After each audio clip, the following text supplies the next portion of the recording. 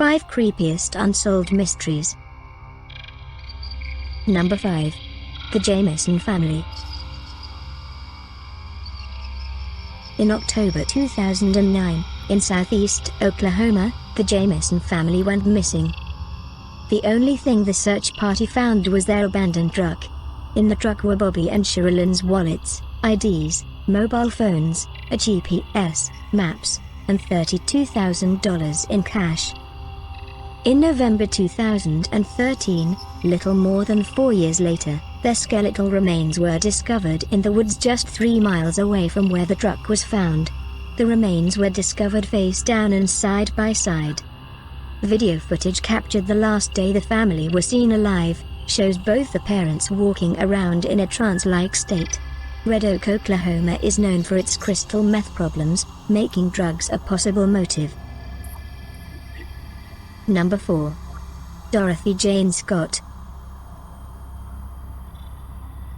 On May 27, 1980, a 32-year-old secretary dropped her young son off at her parents' home in Anaheim, California and went to work. While there, a co-worker named Conrad Bostrom complained of severe pain, so Dorothy offered to drive him to the hospital along with another co-worker. The man was discharged later that same night. Dorothy went out to the parking garage to pull the car around so he wouldn't have far to walk. Unfortunately, that was the last she was seen alive. It was discovered that in the weeks prior to her disappearance, she received multiple phone calls to her place of work.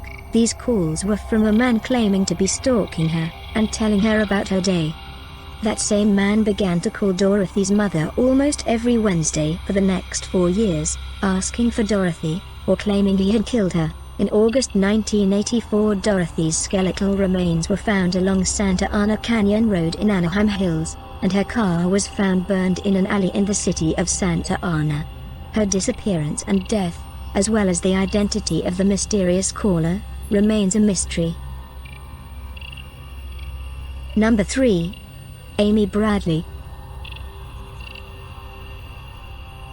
23-year-old Amy Bradley disappeared from a Royal Caribbean cruise in March of 1998, on a trip from Puerto Rico to the island of Curacao.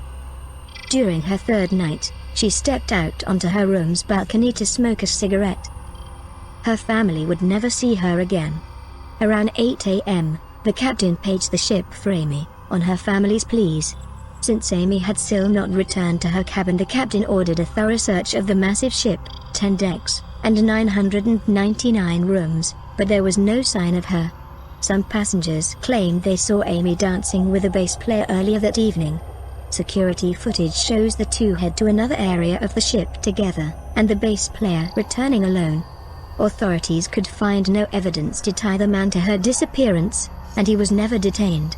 More strangely, when her mother had gone to go look at the photos that had been taken during the dinner party, all of the photos where Amy in them had been removed. When she asked the clerk about them, he claimed he didn't know where they had gone, and would have them redeveloped. In 1999, an American sailor reported that while in a brothel in Curacao, a woman who called herself Amy Bradley had approached him and asked for his help, before two big men came and dragged her away. When the FBI went to investigate, the brothel had burned down. Evidence later surfaces around 2004 when photos of a female appeared online of a woman bearing a striking resemblance to Amy.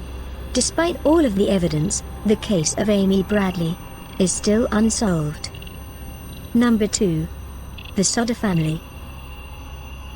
On a cold night Christmas Eve 1945, George and Jenny Sodder tucked their 9 kids in and went to sleep. That night around 1 a.m., a fire broke out. George and Jenny, along with 4 of their children, escaped, but unfortunately the other 5 were lost to the blaze. George raced back inside to try to save his children. He found them upstairs, separated by a burning staircase. He went back outside to grab his ladder that he kept on the side of the house but found it was mysteriously missing. He thought of driving his coal trucks to the house in order to climb up, but neither started, even though they worked perfectly the day before. They tried to call the fire department from a neighbor's house, but did not get an operator response. The neighbor drove into town and located the police chief. who started calling the firefighters. But no one came until 8 a.m. By then the house was nothing but ash. After a brief search of the grounds, no bodies were found. The inspector attributed the fire to faulty wiring. A few months before the fire, an insurance salesman came to the door. He became upset when George declined the offer, and claimed that his children would one day die in a fire. A few days before Christmas, the family noticed a van sitting down the highway, watching their children as they returned from school. Jenny did not accept that 5 children could perish in a fire, and leave no trace behind. She would burn chicken bones, and beef joints, and each time was left with a pile of charred bones. An employee at a crematorium informed her that bones remain after bodies are burned for 2 hours at 2000 degrees. Their house was destroyed in 45 minutes. The repairman told them that their oil lines appeared to have been cut, and were in fact not faulty. One day, while the family was visiting the site, Sylvia found a hard rubber object in the yard. Jenny recalled hearing a hard thud on the roof, and a rolling sound. George concluded it was a napalm pineapple bomb. A woman claimed to have seen the missing children peering from a passing car while the fire was in progress. A woman operating a tourist stop between Fayetteville and Charleston, some 50 miles west, said she saw the children the morning after the fire. "I served them breakfast," she told police. Over the next few years the tips and leads continued to come. George saw a newspaper photo of schoolchildren in New York City and was convinced that one of them was his daughter Betty. He drove to Manhattan in search of the child, but her parents refused to speak to him. The youngest and last surviving Sodder child, Sylvia, is now 69, and doesn't believe her siblings perished in the fire. When time permits, she visits crime-sleuthing websites and engages with people still interested in her family's mystery.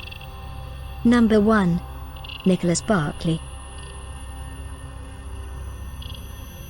On June 13, 1994, in San Antonio, Texas, 13-year-old Nicholas Barclay was playing basketball with his friends. He called his home to tell his mother to pick him up, but his older brother answered and said that she was sleeping and refused to wake her up. Nicholas never made it home that night. For a while he was believed to have run away, as he has done several times in the past. He had a court hearing the next day for breaking into a convenience store. 3 years later the family received a call from a man in Linares, Spain, claiming that Nicholas was living in a Spanish shelter after escaping from a child sex ring operation. His sister flew to Spain a few days later and met with the person claiming to be her brother. Nicholas's parents believed the young man to be their son, even though he had brown hair and eyes, and spoke with a French accent. He claimed his abductors chemically dyed his hair and eyes, and that his accent was from living in Europe for so long. The man refused to submit to a blood test, or to name his abductors. In February 1998, the FBI got a court order to take the man's fingerprints. He was then identified as Frédéric Pierre Baudin, a 23-year-old French citizen. After Frédéric was exposed, he made several conflicting statements about Nicholas, claiming that he knew Nicholas in Spain and he was alive. He claimed he had proof that Nicholas was dead and later denied knowing anything about him at all. The FBI is still searching to this day,